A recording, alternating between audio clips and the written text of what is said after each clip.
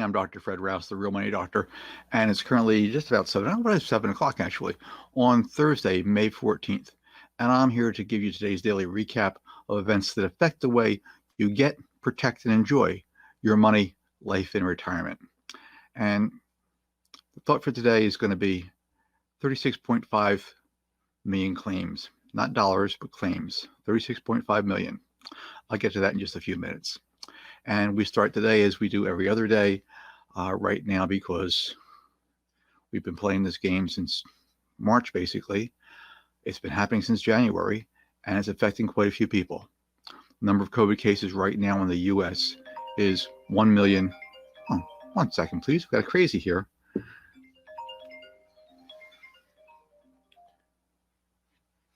There we go. Nope, not yet. All right, there we go. Sorry about that. Crazy is calling me when I'm trying to talk to you folks. But anyway, we've got 1,400,000 cases right now in the U.S. So that's quite a big number. That is growing every day. Right now, the deaths, have reached 85,489 deaths so far, just in the last 10 weeks. That's an increase of over 1,800 since yesterday. 1,800 deaths since yesterday. Death rate still sitting just about 6.2%. Cases have recovered. There's been a little change in that. For some reason, they're reporting 243,000 people have actually recovered. That's basically 10,000 more since yesterday. So I don't know what happened with that one. That generally is not, that number has not really changed all that much. But for some reason, it picked up yesterday. Could be just in the reporting. And that's what I think is going on, because it hadn't changed for the preceding 2 days. New York State right now has 343,000 deaths. Or actually 343,000 cases, my apologies. And that's another 2,300 overnight. So New York State picked up another 2,300 cases overnight. And their deaths right now are at 27,000. That's an increase of 184 overnight.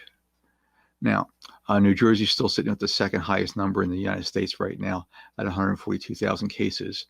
They picked up 198 cases last night, and their death rate is up just a shade too, up to 900 and just under 10,000 actually, 999.46. They picked up another 232 people that died since yesterday. Now, the death rates in New Jersey and New York have slowed down a lot, but they're pretty constant still. They're pretty constant. They keep going up every day. Nowhere near as fast as they were a couple of weeks ago, but people are still dying. People are still dying very seriously. And, it's easy. It's very easy to get wrapped up in, you spit out these large numbers and they're just statistics. But each one of these numbers represents a person somewhere along the line. It's a personal tragedy for somebody, the individual families, as well as the communities and their coworkers. It's a real big deal. It really is. And the way some people are carrying on like nothing's going on, it just boggles my mind. Anyway, I want to mention just two of these people today. First one is Larry Edgeworth. He was 61. He lived in New York City, and he died on March 19th. He was a husband, father of two, and for more than 2 decades, he worked as an audio technician at NBC News. He traveled to wars, he embedded with political campaigns, and covered the Olympics, distinguishing himself as a skilled professional and a kind-hearted colleague. Edgeworth's work brought him to life safaris in Namibia, to Super Bowl celebrations, and political rallies, airing, on the Today Show across the network's other programs. His kinship, when his cameras weren't rolling, was that co-workers said that he was very, very treasured. Many of you were fortunate enough to work with Larry over the years, so that I know that the guy he wanted by your side. This is where you wanted this guy. And that was the NBC News chairman, Andy Lack, who wrote that in email to the staff. Mitt Romney from Utah, remembered him as a special part of the Romney Rambler family that covered his 2012 presidential campaign. And several said that Edgeworth was a guy who you always had their back. In any situation, he was always there to guard, to make sure that you were okay, mentally as well as physically. Today, co-anchor Savannah Guthrie, in her online air tribute to Edgeworth, said, "He was a protector. He was a bear of a man and a teddy bear at the same time." Guthrie ended the segment with, after 25 years at NBC, okay, a moment of silence. Clear audio for the man who would appreciate it the most. Now, Dennis Dixon, another guy. He's 62, also lived in New York City. He died on March 26th. In 2012, when Hurricane Sandy went through New York, ripped out the city for the most part, the city's police department was really, really stretched thin. Precincts were flooding. Calls to 911 were ceaseless. And behind the scenes, Dennis Dixon worked for 17 straight days, cleaning up the NYPD headquarters buildings for 8 years. Okay, as the coronavirus shut down the city, again, Dixon was just a custodian, okay, at the department, but he was back there cleaning and disinfecting the building constantly, okay, keeping other police staffers as safe as possible when they went to work. At some point, though, he became infected. And the police commissioner said today, we lost one of our own. Okay, we have lost a member of the NYPD department, and our thoughts and prayers go out to his extended family. Dixon, who's also, according to his social media, was from Guyana. He worked for NYPD since 2006. He was the first member of the department to die, okay, in an outbreak that, by April had affected well over half of the city's police force. We're hurting, okay? We are crying, they said. And he's a police commissioner there. And we continue to fight. We simply have no other choice. It's in our hearts, in our soul, to sacrifice and to serve. Dixon's Facebook page has become a memorial to his life. His wife, Debbie Dixon, posted a picture of the two of them. And, she said, "This is how I want to remember my husband." So these are real people. These are just two of the names behind all the numbers. They had an effect on a number of people. They will definitely be missed. And as more and more people get affected, again, close to 40% of the people in the United States know someone who's had COVID. 40%. And yet, even with that 40%, there are still crazies going off every day. It's an amazing thing. We'll get to that again in a little bit. But right now, okay, just want to remember that these people make an impact on your lives. And it doesn't hurt to be kind to somebody along the way. And you should be, because you never know how long they're going to be with us. Now, I want to get to today's daily thought. Okay. 36.5 million claims. Okay. Right now, roughly 3 million people filed for unemployment benefits last week, according to the Labor Department. As the COVID pandemic continues to attack both individuals as well as the economy, okay, the new applications for aid brought the total number to 36.5 million workers that have sought to receive weekly unemployment checks in the last 8 weeks, according to the federal data. Now, that's totally erasing 12 years of economic gains and threatening a lasting devastation to the country that rivals that of the Great Depression. Now, the flood of the new claims could further inflame the tensions between the President Trump and public health officials over how quickly to try and restart parts of the economy, with Trump Thursday alleging that without evidence that some Democrats are just trying to slow the process to hurt him politically.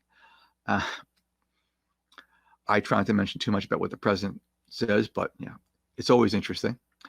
But let me quote him. "Less than successful we are in reopening. The less successful we are in reopening, the better they are, maybe for an election," what the president said during an interview with Fox Business. "They would rather see our country fail, and you know what that means, because part of the failure is death, and they'd rather have that than get me reelected." Well, again, there's no proof of any of that, but the president says a lot of things anyway. But Democrats have said to the White House, trying to rush the states to reopen without an adequate plan to curtail further spread of COVID, okay, House Democrats just voted on Friday to spend another $3 trillion on a spending bill they said would aim to try and boost job creation and prevent more job losses, in part by helping state budgets and sending Americans more stimulus checks, some of which still hasn't gotten those checks yet. Okay. Once again, the federal unemployment data illustrates a wide-ranging economic consequences for the COVID pandemic, which has spared no state and no industry. The Labor Department said in Connecticut they had more than 700% increase in applications for jobless aid after nearly 300,000 filed for benefits in a week ending May 9th. But Connecticut officials said later that the figure was a mistake and it was really, 29,000. But even with that, again, the states are really not prepared for this. The state unemployment systems are one of the most neglected segments of state government. They put them there and they staff them barely. And in normal times, they can sort of get by without a lot of problems for a lot of people. But right now, the numbers are just so horrific. There's just no way, they can handle these numbers. Now, even some of the states that have tried the race to reopen have been inundated with these new claims. More than 241,000 people filed new claims in just Georgia. More than 221,000 did so in Florida, and Florida's not a happy state. They make it difficult to get money anyway. But both of these are really, really marked increases to prior weeks, according to the federal data. Make no mistake about it, the unemployment situation is dire and likely to continue that way until the economies open back up, said Mark Hamrick, a senior economic analyst for Bankrate. Even then, significant challenges will still remain. Now, Hamrick said sickening figures further dispel the notion of a V-shaped recovery. And it's obvious. Well, it's not obvious. A lot of people noticed it. Not everyone in the White House notices. There is going to be no V-shaped recovery. This is a long, long, hard slog through. We're just getting into the start of this thing right now. We're in the middle of the pandemic. It's not under control at this point in time even. But they're still trying to reopen states. Now, the new numbers arrive a week after the Labor Department officially registered that the country's April unemployment rate hit a historic 14.7% in job losses. That was roughly double, what was experienced in the financial crisis between 2007 and 2009. Now, the job losses on the horizon are really, really ripping apart the country. And half the eligible workers, are just out of work at this point in time. Temporary furloughs, they're supposed to be temporary, are most likely going to be permanent layoffs. As was the dean of a college of business at University of New Haven, as the pandemic just continues unabated. Now, I think this plays out more likely as small and medium and large businesses just throw in a towel. Again, what happens is they're shut down, whether they wanted to or not. No one's going into these businesses. No one feels confident enough to do that. And as these small businesses are out there, they can't get the stimulus money because unless you knew the bankers, you were a big customer, you got pretty much phased out of things with all that PPP money. And at some point in time, they put temporary furloughs on. Oh yeah, we'll bring you back. It's just temporary. Well, the longer this goes on, the more those temporary things become permanent. And the businesses, medium, large, and small, just say, hey, we can't do it. There's not enough there for us to come back to. And the states in recent weeks have been, really fraught, trying in a process of restoring local economic activities, despite indications from public health officials that it just might be too soon to lift the restrictions, critical to really stopping and slowing the pandemic that has killed more than 83,000 people right now. Now, on Wednesday, Republican legislators in Wisconsin, convinced the state Supreme Court to strike down the extension of the governor's stay-at-home order. And the governor blasted that decision and said it's throwing our state into chaos. Now, a slew of reopenings in some states were cheered on by Trump, led by the president again on Thursday, to predict a swift economic recovery, adding in his interview that it's all going to come back. Okay, that's going to come back fast. Well, again, the president says a lot of things. He's been saying a lot of things ever since he got on board. When he was elected, he said a lot of things before he was elected, and they've just been coming out of his mouth left and right. Okay, it's going to come back? Not likely. Okay, now Julia Pollock, okay, a labor economist for ZipRecruiter, said that there are some encouraging signs. Some companies have resumed posting jobs. For example, some started applying for them, and her company's got a listing service, so she would know about that. But the uptick in some of the private sector positions still may, drop out immediately with the economic crisis, as the cities and states and other local governments, okay, major employers in their own right, face a cash crunch of their own. My fear is that we could see 3 million more each week, okay, according to Pollock. We're now seeing reports of out-of-state and local governments that coronavirus has just had such an impact on their revenues because the sales taxes and state income taxes are down at such a low level that they don't know any way of avoiding mass layoffs. Now, Wednesday, the Federal Reserve Chair, Jerome Powell, offered a really dire prediction about the U.S. economy, saying that the further devastation is possible in the absence of more stimulus. Additional fiscal support could, okay, be costly, but in the long term, it could help avoid economic damage that leaves us with an even stronger recovery if that stimulus actually takes place. The trade-off is one for our elected representatives, who wield the powers of taxation and spending.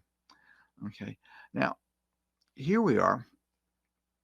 We're basically on the tail end of the second week of May. This has been going on for 10 weeks, okay, according to the president's count, okay, although this actually started back in January. Now, there are still people reporting of protests and restrictions, and they just don't like what's going on. You look at Michigan, look at Wisconsin.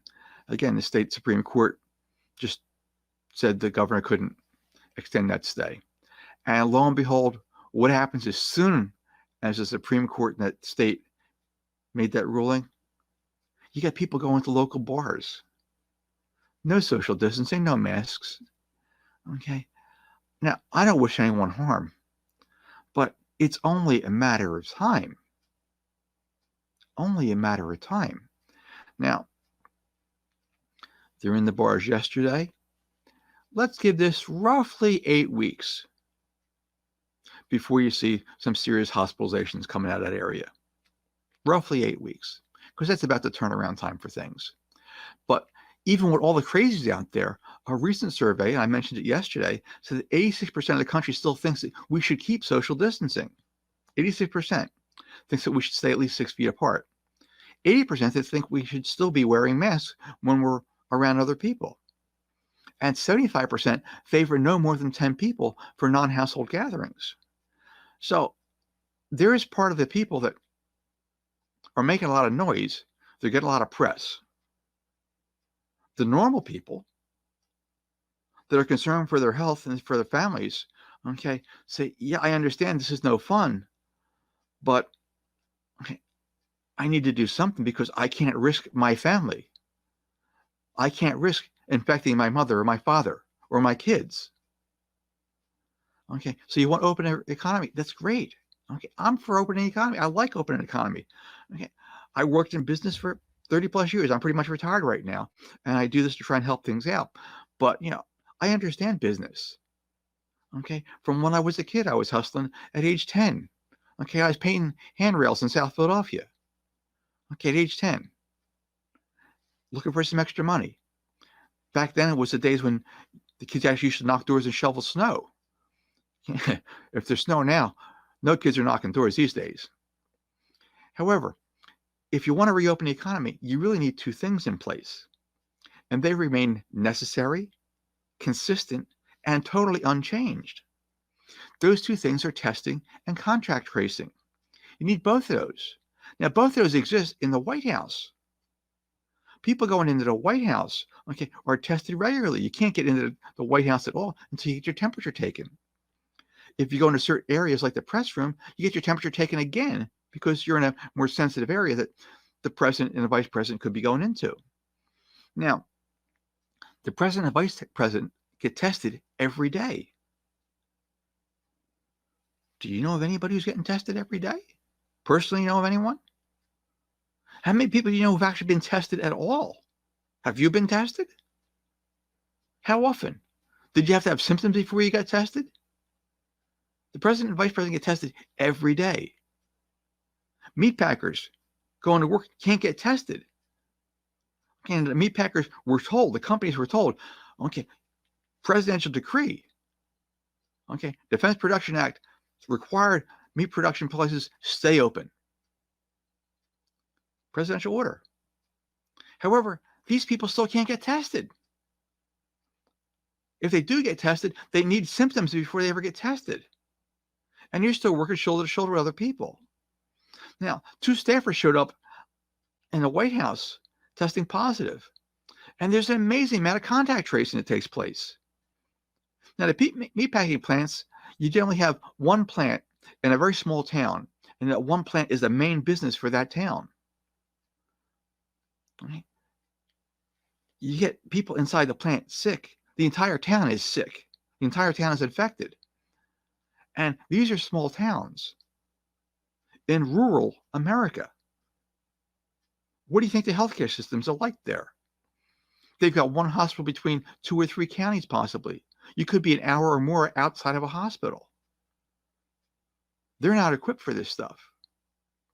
And still, despite all the press, okay, all the conferences, all the presidential briefings, the statements, the tweets coming out of the White House, and all the talking heads on cable TV, as of today, we're really only doing about 300,000 tests a day. And in total, we've only tested possibly 2.8% of the population. We don't have the tests. There is no cohesive contact tracing in place. As of today, there's still no treatment. There's still no vaccine for COVID. Okay, that's not going to change anytime soon. All the medical experts are still telling you 18 months, 12 to 18 months for a vaccine at the earliest. Now, the guy who just has the whistleblower, because he got bounced, he did the vaccines. I forget his name. Brett, I think. Dr. Brett, I'm not certain. Okay. He testified that, even if they had a vaccine, there is no plan to be able to distribute the vaccine. There's no way to manufacture enough vaccine for everybody in the U.S. There's no plan to distribute it and how it gets to everybody and then how it gets administered. So there's a lot of holes in the system, all because nobody at a federal level took charge of this thing. More and more is coming out, and lo and behold, for today, it's the first day I've heard in a long time, okay, that Crimson Contagion study. Okay, as Trump now tries to blame Obama, it's an amazing thing for not doing things. The Crimson Contagion study that I mentioned 3 weeks ago, at least, okay, is one that was done under the Trump administration. Under the Trump administration, the study took roughly 8 weeks. It was a simulation of a disease, an airborne virus coming from China, hitting Chicago, and then the spread, and they predicted, I think 1 million deaths or something. I forget what the numbers were. However, this was a Trump administration study. This is their own simulation. It was known to people in the administration. It took place in January through August. So by September, they knew about it. They knew about the study in September. Ignored the hell out of it. They buried it. Okay. That was mentioned again today in the news. That's going to be coming up again shortly, I'm certain. Now, right now, today, there are still crazies. Okay. To their core, believe that this is all a media scare. And you see them. These are crazies that went into the bar in Wisconsin. These are crazies in Michigan that show up in the State House and they've got their weapons slung over their shoulders. Do you need assault weapons to go and protest the closure? I don't think so. You get a bunch of yahoos out there, okay, a bunch of wannabes, okay, have no respect for the military whatsoever, but they want to play soldier. They want to play soldier in a civilian area with weapons, trying to intimidate everybody around them. Now, who the hell needs to go shopping with an AK-47 strapped over their shoulder? Am I missing something here? Somebody in the grocery store, a fruit or vegetable going to jump out at you? So these people believe this to the core, and it's really scary because, they don't understand. People in the White House are getting tested. They have contact tracing in the White House. Okay. They're required to wear masks in the White House. They're required to be social distancing in the White House. All these crazies out there with no masks on, okay, shoulder to shoulder with somebody else, pay attention. What's the president doing in his house? Don't get distracted with all the nonsense and the side issues. There's more coming out every day. Protect yourself, protect your children and your family. Pay attention to what the president actually does when COVID is hitting his house. It's considerably different than what he's telling you and I to do. Now, this won't last forever, I promise you that. Okay? And you got to take care of yourself. Physically, social distancing and masks, but financially. This is hard hit on a lot of people. It's affecting a lot of people in a lot of different ways. If you were planning on retiring, that plan went right up the tubes. No problems at all. Now, you got to start working on your plan B so you never get stuck in this situation again. Because, again, things happen every 7 to 10 years. You need something that's under your control. Plan B can do that for you. Now, you can go to my site, drrousenow.com, and there's some slight chance I might be able to help you with your plan B. But whether I help you or you do it yourself, you need a plan B. Something has to take place for you that you can control so that you're not left to the whims of the politicians and the market when things happen like this. Now, I'm Dr. Fred Rouse, the Real Money Doctor. I'm here to help you get, protect, and enjoy your money, your life, and your retirement. Again, I've had a good time being with you today. I hope to again be with you tomorrow around 7 o'clock. I'm going to post a video on my YouTube channel, The Real Money Doctor. When you see it, like it, share it, make your comments there. Again, on drrousenow.com to see if I can help you with your plan B. If you got questions or comments, please post them there on the Facebook channel. And I'll get back with you and see if we can do anything for you or not. But other than that, I look forward to seeing you around tomorrow around 7 o'clock. Thank you.